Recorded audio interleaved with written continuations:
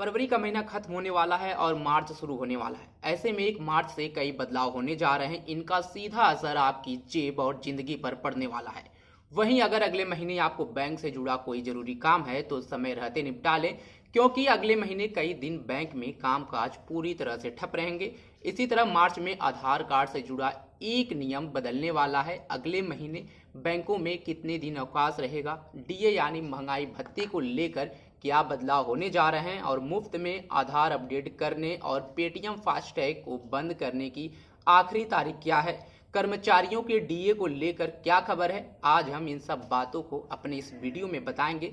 तो अंत तक वीडियो में जरूर बने रहें, क्योंकि ये आपके काम की बात है। नमस्कार, आप देख रहे हैं इन खबर। मैं हूं सतेंद्र शर्मा। अगले महीने यानी कि मार्च में सरकारी कर्मचारियों को बड़ी खुशखबरी मिल सकती है।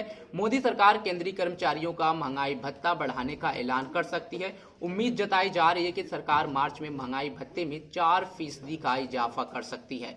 अगर केंद्र सरकार ये फैसला लेती है तो कुल महंगाई भत्ता 50% पहुंच जाएगा। ऐसे में सरकारी कर्मचारियों की सैलरी में बम्पर उछाल देखने को मिलेगा। केंद्रीय कर्मचारियों को मिलने वाले महंगाई भत्ते में साल में 2 बार बदलाव किया जाता है। आमतौर पर सरकार पहला संशोधन जनवरी महीने में और दूसरा जुलाई में करती है। चूंकि जनवरी से अब तक मोदी सरकार ने डीए पर कोई घोषणा नहीं की है, ऐसे में माना जा रहा है कि लोकसभा चुनाव से पहले सरकार डीए बढ़ाने का ऐलान कर सकती है। इस फैसले से केंद्रीय कर्मचारियों और पेंशन भोगियों दोनों को बड़ा फायदा होने वाला है। केंद्रीय कर्मचारियों को फिलहाल 46% महंगाई भत्ता मिल रहा है। डियरनेस अलाउंस होता क्या है, आइए जानते हैं। हिंदी में इसे महंगाई भत्ता कहते हैं। अगर आपकी कमाई महंगाई की तुलना में कम बढ़ रही है तो इसका मतलब होता है कि आपकी कमाई घट रही है।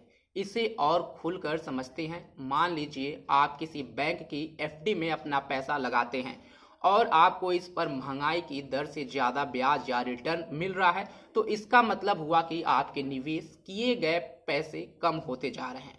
सरकार महंगाई के बोझ को कम करने के लिए अपने कर्मचारियों और पेंशनधारियों को महंगाई भत्ता और महंगाई राहत देती है।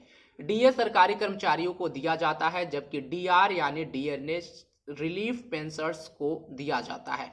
इससे पहले 2023 के अक्टूबर महीने में केंद्र सरकार ने केंद्रीय कर्मचारियों के डीए में 4% की बढ़ोतरी का तोहफा दिया था। महंगाई भत्ते का कैलकुलेशन कैसे होता है, इसे भी जानते हैं। 7वें वेतन आयोग के महंगाई भत्ते की मौजूदा दर को मूल वेतन यानी बेसिक पे से गुना करने पर महंगाई भत्ते की रकम निकाली जाती है।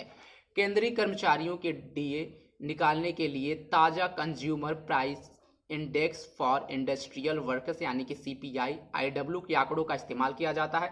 मिनिमम और मैक्सिमम बेसिक सैलरी के हिसाब से आपको डीए का हिसाब किताब समझते आते हैं। मान लेते हैं अगर कर्मचारी की बेसिक सैलरी 18,000 रुपये है, मौजूदा 46% डीए के हिसाब से इस कर्मचारी को हर महीने 8,280 रुपये अलग से डीए के नाम पर मिलते हैं। वही इनमें 4% की बढ़ोतरी के बाद अगर 50% के हिसाब से गणना करें तो ये बढ़कर 9,000 रुपये हो जाएगा। अब बात करते हैं मैक्सिमम बेसिक सैलरी पर डीए से इजाफे की, यानी 56,900 रुपये सैलरी की मौजूदा दर यानी 46% के हिसाब से डीए के मद में इसे हर महीने 26,174 रुपये मिल रहे होंगे। डीए 50% होने पर यह रकम 28,450 रुपये हो जाएगी। अब बात करते हैं अगले महीने कितने दिनों तक बैंक बंद रहेंगे। अगले महीने बैंक से जुड़ा कोई जरूरी काम है तो बिना देरी किए निपटा लें, क्योंकि मार्च में होली समेत कई छोटे मोटे त्यौहार हैं। इन त्योहारों की वजह से मार्च में 14 दिन बैंकों में कामकाज पूरी तरह ठप रहेंगे। अगले महीने होली, महाशिवरात्रि से लेकर गुड फ्राइडे जैसे तमाम मौके पर बैंक बंद रहेंगे। ऐसे में आरबीआई की लिस्ट देखकर ही बैंक जाने की ये घर से निकले। रिजर्व बैंक द्वारा अपनी आधिकारिक वेबसाइट पर बैंक हॉलिडे लिस्ट अपलोड की जाती है और मार्च महीने की लिस्ट के मुताबिक करीब 14 दिनों बैंकों में कामकाज नहीं होंगे। इसलिए आप मार्च में बैंक से जुड़े काम के लिए घर से निकलें तो आरबीआई की आधिकारिक वेबसाइट पर क्लिक करके छुट्टी के बारे में जानकारी जरूर चेक कर लें। केंद्रीय बैंक के घोषित किए गए बैंकिंग हॉलिडे में दूसरे और चौथे शनिवार के साथ ही रविवार के साप्ताहिक अवकाश भी शामिल हैं। हालांकि बैंकिंग हॉलिडे राज्यवार अलग अलग हैं। बिहार समेत कुल जगहों पर 26 और 27 मार्च को भी होली की छुट्टी घोषित की गई है। एक और जहां 26 मार्च को होली के बिहार, मणिपुर और ओडिशा में बैंक हॉलिडे हैं, तो वहीं 27 मार्च को भी होली के उपलक्ष्य में बिहार में बैंक की छुट्टी रखी जाएगी। शेयर मार्केट से जुड़ा ये नियम भी बदल जाएंगे।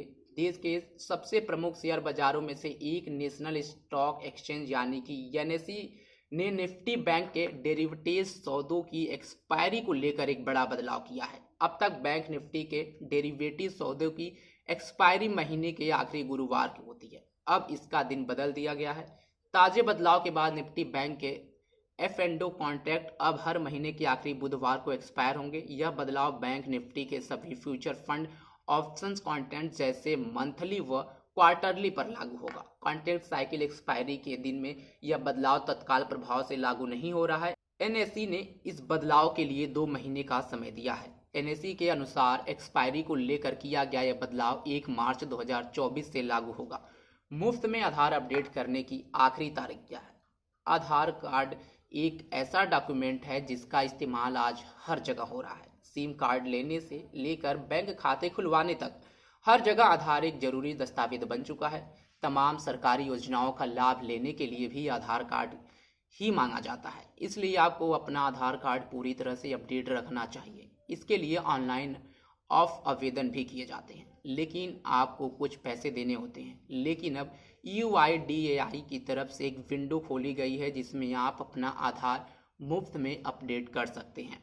UIDAI की तरफ से मुफ्त में आधार अपडेट करने की तारीख 14 मार्च रखी गई है, लेकिन ऐसे लोग मुफ्त में अपना आधार अपडेट करवा सकते हैं जिनका आधार 10 साल पहले बना हो। अगर आपके आधार कार्ड बनने के बाद से इसे अपडेट नहीं करवाया है तो आप मुफ्त में इसे अपडेट करवा सकते हैं। इसके लिए आपको UIDAI की आधिकारिक वेबसाइट पर जाकर अपना लॉगिन करना होगा। आमतौर पर लोग आधार कार्ड में अपना पता अपडेट करते हैं, वहीं कुछ लोग अपने नाम को भी अपडेट करते हैं। इसके लिए UIDAI की तरफ से कुछ खास चार्ज भी वसूला जाता है जो करीब 50 रुपये का होता है। आप आधार को ऑनलाइन और ऑफलाइन दोनों ही तरह से अपडेट करवा सकते हैं। पेटीएम फास्टैग को बंद करने की आखिरी तारीख क्या है, आइए जानते हैं। RBI की तरफ से पेटीएम पेमेंट बैंक पर रोक लगाने का फैसला किया गया है। पेटीएम पेमेंट्स बैंक को फास्टैग प्रोवाइडर्स की लिस्ट से भी हटा दिया गया है, जिसके बाद अब 15 मार्च के बाद पेटीएम वाले फास्टैग काम करना बंद कर देंगे। दरअसल रिजर्व बैंक ऑफ इंडिया की तरफ से फास्टैग के लिए जिन 32 बैंकों की लिस्ट जारी की गई है उसमें पेटीएम पेमेंट बैंक का नाम भी शामिल है, यानी आपको किसी भी हाल में अपना फास्टैग बदलना होगा। इसके लिए आपको सबसे पहले फास्टैग को बंद करने की रिक्वेस्ट डालनी होगी। फास्टैग पेटीएम पोर्टल पर लॉगिन करने के बाद आपको हेल्प वाले ऑप्शन पर जाना होगा। इसके बाद यहाँ फास्टैग बंद करने का ऑप्शन आपको दिखेगा। इस पर क्लिक करने के बाद आपका फास्टैग पेटीएम बैंक से बंद हो जाएगा। ऐसे ही तमाम खबरों के लिए बने रहे हमारे साथ और देखते रहें इन खबर। धन्यवाद।